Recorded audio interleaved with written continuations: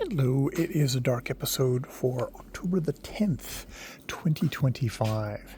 And I just listened to Mark Maron's, I guess the third to last episode, which is just Mark Maron, which is just him talking, him talking about sort of just how urgent and necessary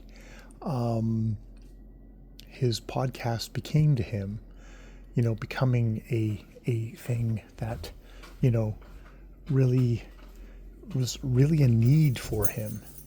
And yeah, that was just one of those kind of like, I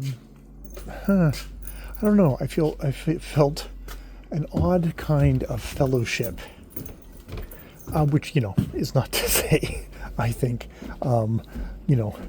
people are going to be super drawn to me talking in my backyard as I pursue my little dog to encourage him to go and have a pee in the backyard.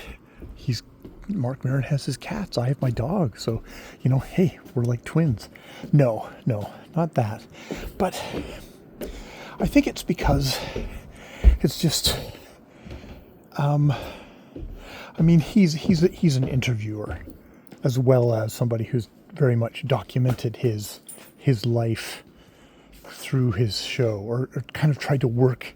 Actually, I don't think documented is the right word. He's tried to work things out. He's also done that as a comedian and doing shows and kind of honing things and creating kind of an art that way. And obviously, I am just a bozo who points a camera at myself alone all the time. But he did talk about, having this space that he went into alone and just sort of record stuff and, speaking out to an audience. And like, I don't have that. I've got an audience of one myself.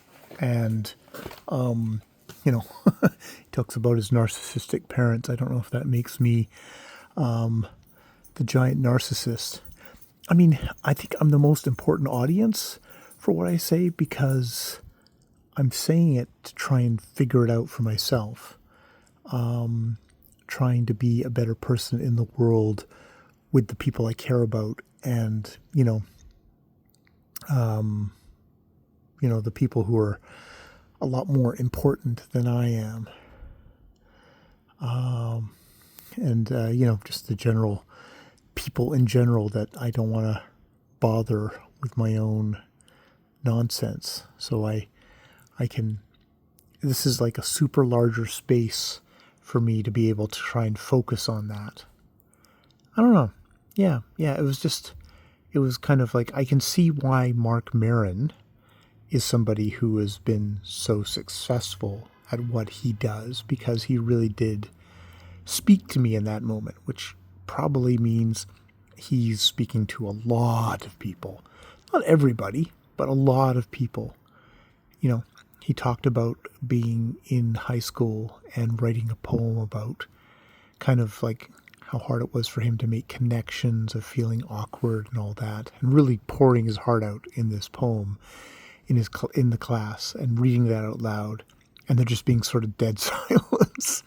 And then the teacher going, that was very interesting. And then moving on. And, how he said how he felt horrified in that instance, horrified and kind of uncomfortable, and decided, wow, this is what I want to do for the rest of my life. I want to be in that feeling.